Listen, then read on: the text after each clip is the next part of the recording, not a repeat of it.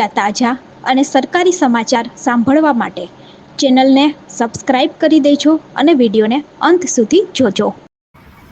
મિત્રો, વાત કરીશું આજના 10 મોટા સમાચારથી. ગુજરાતની અંદર 55 લાખ રેશન કાર્ડ ધારકોને નોટિસ પાઠવવામાં આવી છે અને હવે મફતની અંદર મળતું અનાજ અને બધા જ લાભો આ લોકોને બંધ થઈ જશે. મિત્રો, વાત કરીએ સરકારના નિયમથી, તો જેમના પાસે નીચેનામાંથી કોઈ પણ એક વસ્તુ છે તેમના કાર્ડ નોન NFSA કરવામાં આવશે અને રાશન કાર્ડ બંધ કેટેગરીની અંદર મૂકવામાં આવશે. મિત્રો, વાત કરીએ તો જેમની પાસે 2 હેક્ટરથી એટલે કે લગભગ 5 એકરથી વધારે ખેતીલાયક જમીન હશે તેમને પણ આ યોજનાનો લાભ બંધ થશે. આ ઉપરાંત સરકારી નોકરી પેન્શન ક્લાસ 1, 2 અને 3ના નોકરી કરનાર કે જેને મોટો પેન્શન મળે છે એ લોકોના રેશન કાર્ડ પણ રદ કરવામાં આવશે. જે લોકો આવક કરદાતા છે અને પ્રોફેશનલ ટેક્સ ભરે છે એમનો પણ આ કર રદ કરવામાં આવશે. આ ઉપરાંત જેમની પાસે મોટું ઘર છે, 4 વ્હીલર છે, ટ્રેક્ટર છે તે લોકોના રાશન કાર્ડ પણ બંધ થશે.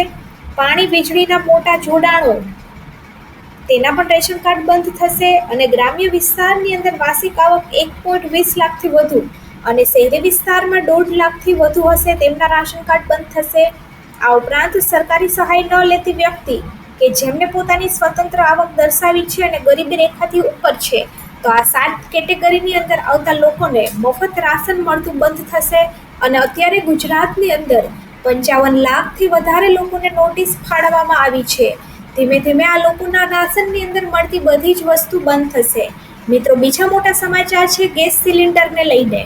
જો તમારી પાસે પણ ઘરની અંદર ગેસ સિલિન્ડર છે તો આ સમાચાર તમારા માટે કામના છે. મિત્રો, વાત કરીએ તો હવે તમે ઘરે બેઠા વોટ્સઅપ દ્વારા જ હાઈ મેસેજ કરી અને તમારું બુક સિલિન્ડર કરાવી શકશો અથવા તો તમારા સિલિન્ડરને રિફિલ પણ કરાવી શકશો. આના માટે તમારો રજિસ્ટર્ડ મોબાઈલ નંબર અથવા તો કસ્ટમર ID નાખવાની રહેશે અને વિગત દાખલ કર્યા પછી ગેસ સિલિન્ડર બુકિંગ કન્ફર્મ થઈ જશે. મિત્રો, વાત કરીએ તો જેમની પાસે પણ ભારતનું સિલિન્ડર છે એમને 1822 4344 નંબર ઉપર આ મેસેજ કરવાનો છે.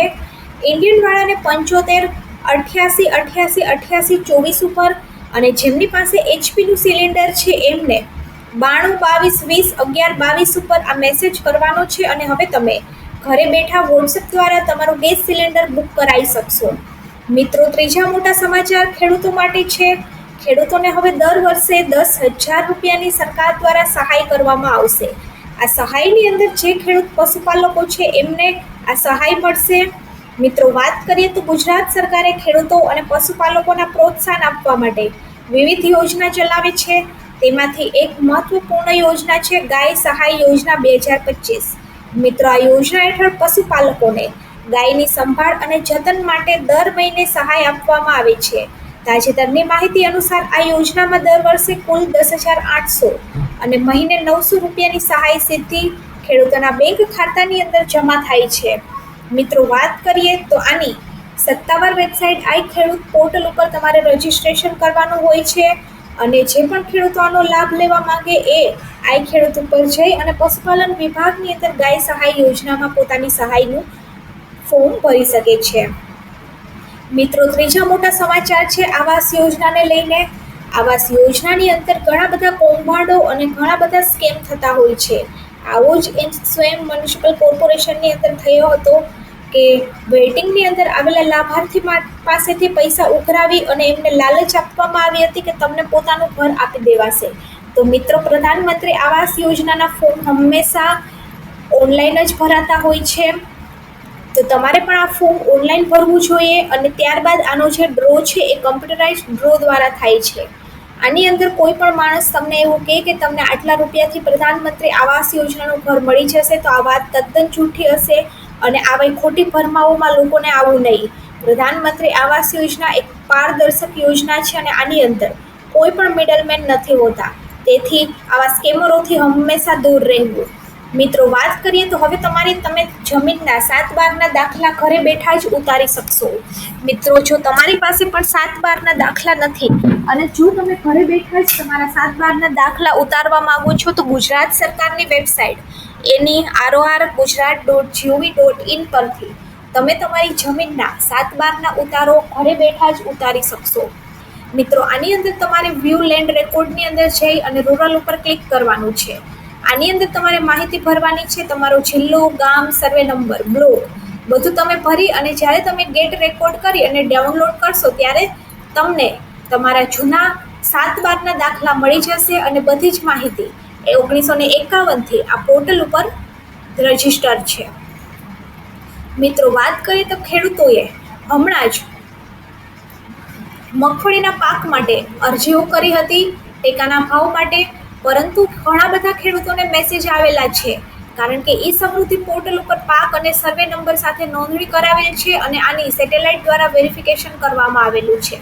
ઘણા બધા ખેડૂતોને મેસેજ પણ આવેલા છે અને જે પણ ખેડૂતોને આ ટાઈપના મેસેજ આવેલા છે એને 3 દિવસની અંદર પોતાના ગ્રામ સેવક પાસે વાંધાર અરજી જે છે એ રજૂ કરવાની હતી.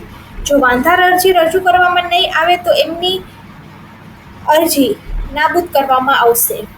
મિત્રો વાત કરીએ તો બીજા મોટા સમાચાર છે ભોજન બિલ સહાય, કે હવે દરેક વિદ્યાર્થીઓને ભોજન બિલ સહાય માટે સરકાર દ્વારા 15,000 રૂપિયા આપવામાં આવશે. મેડિકલ અને એન્જિનિયરિંગના વિદ્યાર્થીઓને ખાસ આ લાભ આપવામાં આવશે. સામાજિક અને શૈક્ષણિક રીતે પછાત વર્ગના જે વિદ્યાર્થીઓ છે એમને જ્યારે મેડિકલ અને એન્જિનિયરિંગની અંદર અભ્યાસ કરે છે ત્યારે તેમને ભોજન બિલની અંદર 10 માર્ચ માટે 1,500 રૂપિયાની સરકાર દ્વારા સીધી જ સહાય કરવામાં આવે છે. આની અંદર જે પરિવારની વાર્ષિક આવક 6 લાખથી ઓછી છે તે લોકો પોતાના ફોર્મ ભરી શકે છે. મિત્રો વાત કરીએ તો સીએમએ તૂટેલા રોડને લઈ અને પોતાની આંખ લાલ કરી છે. ગુજરાતની અંદર ઘણા બધા રોડ તૂટેલા છે અને ગુજરાતના તૂટેલા રોડને લઈ અને સીએમની આંખ લાલ. ગુણવત્તા વગરના રોડ બનાવનાર કોન્ટ્રાક્ટરો સામે આંખ લાલ કરી છે અને રોડ રસ્તા સમન્વયે રિપેર કરવા કેબિનેટની અંદર પણ આદેશ આપવામાં આવ્યા છે. એક જ વર્ષની અંદર બની અને રોડ તૂટી ગયા છે. આની માહિતી આપવા માટે મુખ્યમંત્રી દ્વારા રજૂઆત કરવામાં આવી છે અને કાર્યવાહી પણ કરવામાં આવશે. મિત્રો બીજા મોટા સમાચાર છે પ્રધાનમંત્રી વિશ્વકર્મા યોજનાને લઈને. પ્રધાનમંત્રી વિશ્વકર્મા યોજના અંતર્ગત ગુજરાતના જે કારીગરો છે એ સશક્ત બન્યા છે અને 2 વર્ષની અંદર 1.81 લાખથી વધુ કારીગરોને આની અંદર સહાય આપવામાં આવી છે.